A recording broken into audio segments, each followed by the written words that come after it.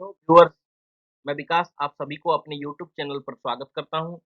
जिन्होंने अभी तक मेरे चैनल को सब्सक्राइब नहीं किया है, कृपया सब्सक्राइब कीजिए और बेल आइकन को दबाना ना भूलिएगा। आज का विषय है हाइड्रो पावर प्लांट। इस वीडियो को अंत तक देखिए और अच्छा लगे तो लाइक, कमेंट और शेयर जरूर कीजिए।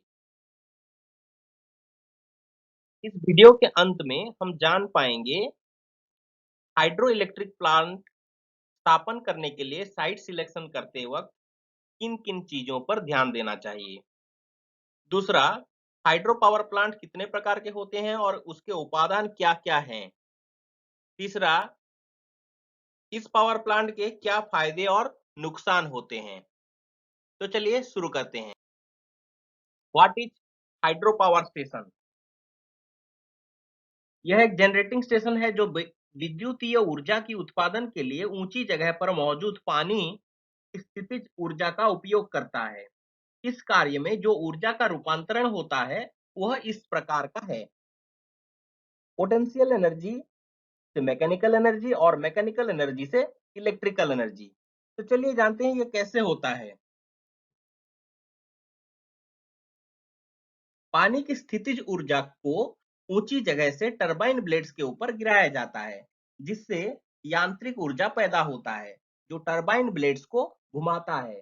टरबाइन के साथ अल्टरनेटर का शाफ्ट जुड़ा रहता है, जो टरबाइन के घूमने पर अल्टरनेटर को घुमाता है और अल्टरनेटर से हमें विद्युतीय ऊर्जा मिलता है।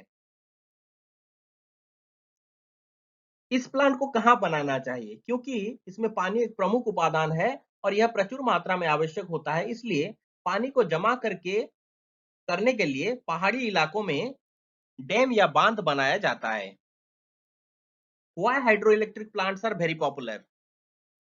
यह ज्यादा लोकप्रिय इसलिए है क्योंकि इसमें पानी को फ्यूल के रूप में उपयोग किया जाता है, जो पृथ्वी में प्रचुर मात्रा में उपलब्ध है, जबकि तेल, कोयला आदि फ्यूल दिन ब दिन खत्म हो रहा है। Choice of site. Hydro power plant के लिए साइट सिलेक्ट करते वक्त 4 प्रमुख चीजों के ऊपर ध्यान रखना चाहिए। पहला है अवेलेबिलिटी ऑफ वाटर। पानी की प्रचुर मात्रा इस पावर प्लांट की प्राथमिक आवश्यकता है, इसलिए ऐसे प्लांट्स को ऐसे स्थान पर बनाना चाहिए जहां अच्छी ऊंचाई पर पर्याप्त पानी उपलब्ध हो। दूसरा है स्टोरेज ऑफ वाटर। साल के दौरान एक नदी या कैनाल से पानी की आपूर्ति में व्यापक बदलाव होते रहते हैं। पूरे साल समान मात्रा में पानी नहीं मिल पाता है, अतः पूरे वर्ष बिजली उत्पादन सुनिश्चित करने के लिए बांध का निर्माण करके पानी को जमा करना आवश्यक हो जाता है। तीसरा, cost and type of land. Plant के निर्माण के लिए भूमि उचित मूल्य पर उपलब्ध होनी चाहिए। इसके अलावा भारी उपकरणों के वजन का सामना करने के लिए जमीन की वहन क्षमता पर्याप्त होनी चाहिए।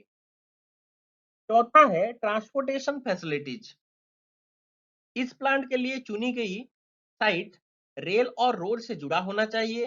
यातायात की सुविधा होनी चाहिए, जिससे प्लांट मशीनरी व इक्विपमेंट्स आसानी से प्लांट तक लाया जा सके। Classification. Hydro electric power plant को 3 तरीकों से बांटा जा सकता है। पहला है क्वांटिटी ऑफ वाटर अवेलेबल, दूसरा है अवेलेबल हेड और तीसरा है nature of load. Classification according to quantity of water available. पानी की उपलब्धता के हिसाब से यह 3 प्रकार का होता है। पहला है run of river plants without pondage. इस प्रकार प्लांट पानी को एक जगह में जमा नहीं करता है, लेकिन जब पानी उपलब्ध हो तब यह पानी का उपयोग करता है। दूसरा है run of river plants with pondage. इसमें एक तालाब होता है जहां पानी को जमा करके रखा जाता है, जो आवश्यकता पड़ने पर पानी का उपयोग कर सके। तीसरा है रिजर्वर प्लांट्स। इसमें एक बांध का निर्माण किया जाता है और बांध में पानी संग्रहित किया जाता है और आवश्यकता अनुसार नियंत्रण के साथ प्लांट को पानी उपलब्ध कराया जाता है। इस तरह के प्लांट में बेहतर क्षमता होती है और इसे पूरे साल कुशलता पूर्वक उपयोग किया जा सकता है। Classification according to available head. Dam में पानी की ऊंचाई के हिसाब से यह 3 प्रकार का होता है: हाई हेड, मीडियम हेड और लो हेड। पहला है हाई हेड। इस प्लांट में बारिश के कारण या बर्फ पिघलने से जो पानी जमा होता है वह 300 मीटर से ऊपर होने पर उसे हाई वाटर हेड प्लांट कहते हैं। दूसरा है लो हेड। यह प्लांट 30 मीटर के नीचे वाले वाटर हेड पर काम करता है, जहां यह नदी के ऊपर एक बांध के निर्माण के द्वारा पानी को संग्रहित करता है और पावर प्लांट को बांध के डाउनस्ट्रीम साइड में स्थापित किया जाता है। तीसरा है मीडियम हेड प्लांट। यह प्लांट 30 मीटर से 300 मीटर तक की वाटर हेड पर काम करता है। Classification according to nature of load. यह प्लांट यह प्लांट को लोड के हिसाब से 3 प्रकार में वर्गीकृत किया जा सकता है। पहला है बेस लोड, दूसरा है pumped storage plant for peak load और तीसरा है peak load. Constituents. Hydro electric power plant के कॉन्स्टिट्यूएंट्स को 3 भागों में बांटा गया है। पहला है हाइड्रोलिक स्ट्रक्चर्स, दूसरा है वाटर टर्बाइन्स और तीसरा है electrical equipment. Hydraulic structure. Hydraulic structure का अंश है dam, spillway, headwork, surge tank, penstock, tail race और ड्रैप ट्यूब।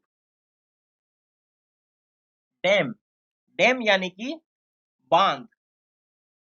यहाँ पर आप स्क्रीन पर देख रहे हैं, ये एक बांध है, ये एक डैम है। इसमें डैम बनाकर रिजर्वर में पानी को जमा किया जाता है और एक वाटर हेड बनता है। बांध कंक्रीट या पत्थर या चट्टानों से बने होते हैं। बांध का प्रकार और व्यवस्था जगह की स्थलाकृति, नींव की स्थिति, स्थानीय सामग्री, परिवहन उपलब्धता, भूकंपों की घटना और अन्य खतरों पर निर्भर करता है। स्पिलवे। बारिश के दौरान नदी में ज्यादा पानी प्रवाहित होता है, जिससे रिजर्वर की जलधारण क्षमता अधिक हो जाता है। डाउनस्ट्रीम साइड पर रिजर्वर से नदी में सरप्लस वाटर को भेजने के लिए स्पिलवेज का उपयोग किया जाता है। हेडवर्क। यह वाटर इनटेक हेड पर एक डायवर्सन स्ट्रक्चर है। यह एक बैरेज से छोटा होता है और रिजर्वर के पानी को मोड़कर टरबाइन तक भेजने का काम करता है। हेडवर्क के माध्यम से पानी का प्रवाह शांत होने पर हेड लॉस और कैविटेशन जैसे असुविधाओं से बचा जा सकता है। Search tank. आप स्क्रीन पर देख रहे हैं, यहाँ पर जो टैंक लगा है, यह है सर्च टैंक और इसे भी सर्च टैंक कहा जाता है। सर्च टैंक एक छोटा रिजर्वर है जो कंड्यूट यानी कि पाइप या नाली भी हम जिसे कह सकते हैं, उसके अंदर पानी के दबाव को कम रखता है।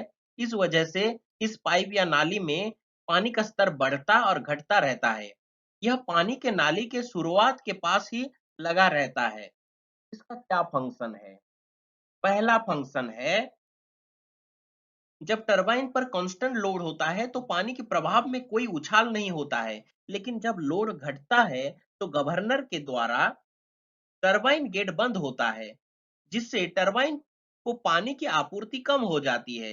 नाली के निचले सिरे पर, यह है नाली, ये जो नाली है जिसे हम पेनस्टॉक भी कहते हैं, यह नाली के निचले स्तर पर जो पानी जा रहा है, यहाँ पर टरबाइन है इसके आगे, जो टरबाइन में जा रहा है, अगर गवर्नर ये गेट को बंद कर दे तो टरबाइन में वो पानी नहीं जा पाएगा और यहाँ पर निचले स्तर में वो पानी जमा हो जाएगा, जो वापस उछलता हुआ, जब ज्यादा पानी आएगा तो यह पानी जमा होके आखिर में उछलता हुआ टैंक में आ जाएगा और सर्च टैंक का जलस्तर बढ़ जाएगा। इस प्रकार इस नाली को, जिसे कि हम पेनस्टॉक कहते हैं, उसको फटने से रोका जा सकता है। दूसरा फंक्शन है, जब लोड बढ़ता है तो अतिरिक्त पानी सर्च टैंक से निकल जाता है। जब टरबाइन पर लोड बढ़ता है, ज्यादा पानी की जरूरत होती है, तब ये जो सर्च टैंक में पानी है, यह पानी इधर से होके पेनस्टॉक के माध्यम से टरबाइन तक पहुंच जाता है। पेनस्टॉक। यह खुले या बंद पाइप्स है जो रिजर्वर से टरबाइन में पानी को ले जाते हैं वे आरसीसी या स्टील से बने होते हैं। आरसीसी लो हेड के लिए यूज किया जाता है और स्टील्स का जो पाइप्स है, जो पेनस्टॉक्स है, ये हाई हेड के लिए यूज किया जाता है।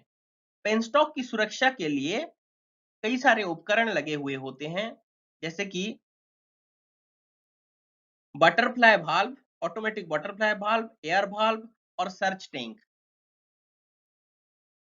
पेनस्टॉक फटने पर ऑटोमेटिक बटरफ्लाई वाल्व इसके माध्यम से पानी के प्रभाव को तुरंत बंद कर देता है और पेनस्टॉक के अंदर और बाहर के दबाव में वह संतुलन बनाता है। ये जो लंबा लाइंस आप देख रहे हैं, लंबा पाइप्स देख रहे हैं, यही है पेनस्टॉक।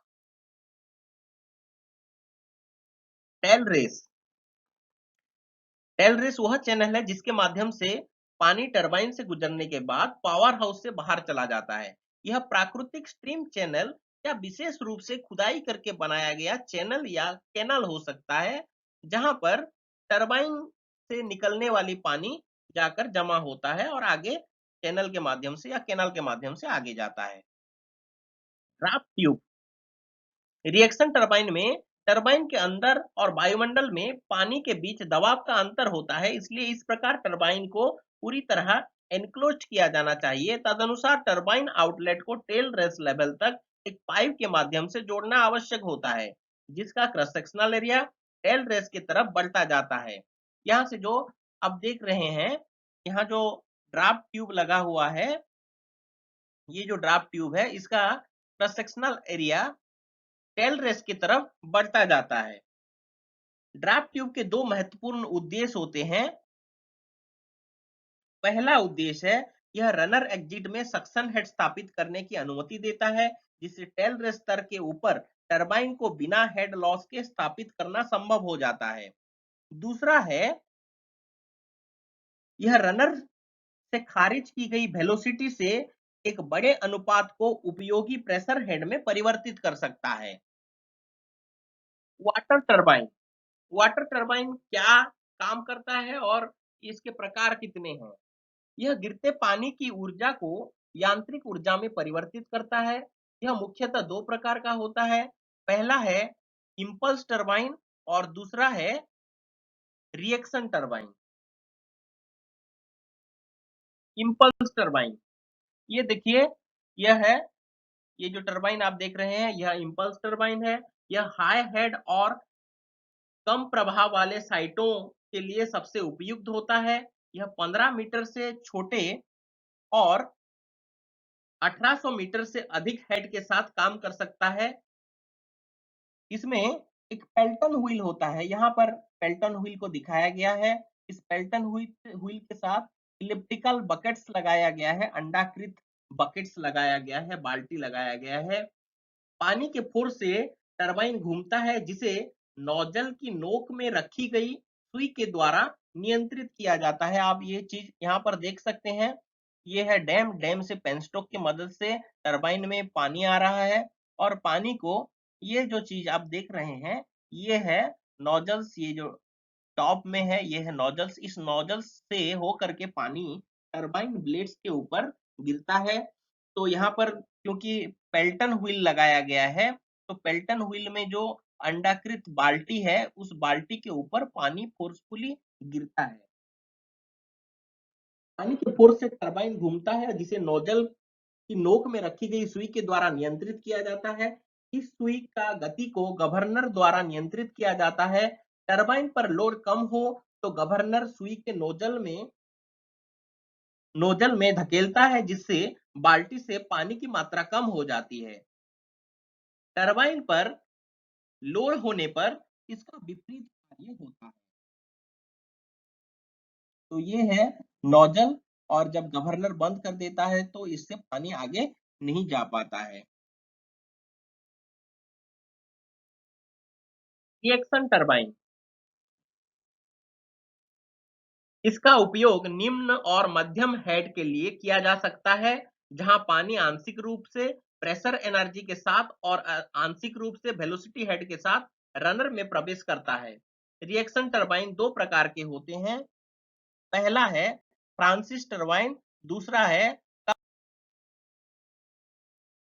फ्रांसिस टरबाइन, यह उच्च प्रवाह वाले और निम्न और मध्यम हेड वाले साइट के लिए सर्वोत्कृष्ट है। इसकी दक्षता 90% है। यह डिजाइन, निर्माण और स्थापित करने के लिए महंगा है, लेकिन दशकों तक संचालित किया जा सकता है। ये आप देख रहे हैं इसका चित्र, फ्रांसिस टरबाइन, और ये टरबाइन के साथ ये है फ्रांसिस टरबाइन लगा हुआ है। कपलन टरबाइन, ये है चित्र कपलन टरबाइन का। यह उच्च प्रवाह और निम्न हेड वाले साइट के लिए उपयुक्त है। यह फ्रांसिस टरबाइन के समान है, सिवाय इसके कि इस टरबाइन का रनर पानी को एक्सियली प्राप्त करता है। यहाँ पर कपलन टरबाइन कैसे काम करता है ये हम देखेंगे। ये देखिए स्क्रीन पर एक जनरेटर है और इसका टरबाइन यहाँ पे लगा हुआ है। ये है कपलन टरबाइन और ये कपलन टरबाइन का ब्लेड्स है। आप चारों तरफ देख रहे होंगे, यहाँ पर विकेट गेट लगाया गया है जो पानी के प्रवाह को रोकता है, और क्योंकि ये अभी खुला हुआ है तो पानी आसानी से टरबाइन में आ सकता है। पानी के फोर्स के कारण टरबाइन घूमता है और टरबाइन ब्लेड्स घूमने के बाद इसके साथ जो टरबाइन और जनरेटर का शाफ्ट जुड़ा हुआ होता है, कपलिंग हुआ है जनरेटर का शाफ्ट और टरबाइन का शाफ्ट, यहाँ पर कपलिंग हुआ है। तो जैसे ही टरबाइन ब्लेड्स घूमेगा उसके साथ शाफ्ट घूमेगा, शाफ्ट घूमने के बाद जनरेटर और जो टरबाइन का शाफ्ट लगा हुआ है उसी कारण जनरेटर भी घूमेगा और जनरेटर के आउटपुट से हमें इलेक्ट्रिसिटी मिलेगा। तो ये है इसका function. Electrical equipments, hydro electric power plant के विद्युत उपकरण में alternator, transformer, circuit breaker, switching और सुरक्षात्मक उपकरण शामिल हैं। एडवांटेज क्या है? यह किसी ईंधन की आवश्यकता इसमें नहीं होती है, क्योंकि विद्युत ऊर्जा के उत्पादन के लिए पानी का उपयोग किया जाता है। इसके लिए बहुत कम लागत की आवश्यकता होती है, क्योंकि पानी ऊर्जा का स्रोत है जो मुफ्त में उपलब्ध होता है।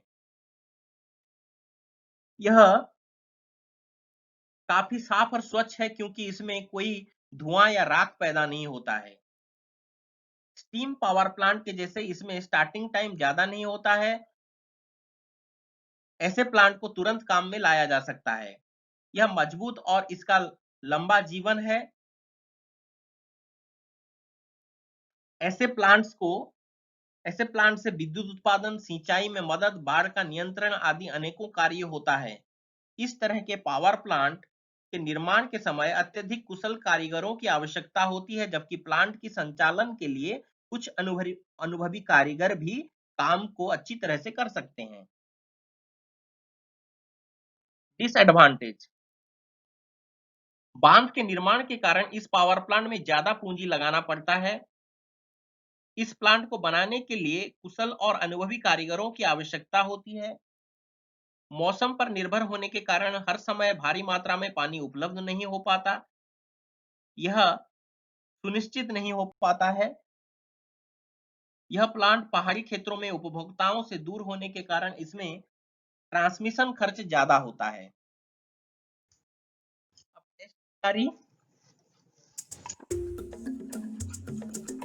यहाँ पर 4 चीजें दी गई है: penstock, power house, river bed और टरबाइन। हमें चीजों को पहचानना है और लगाना है।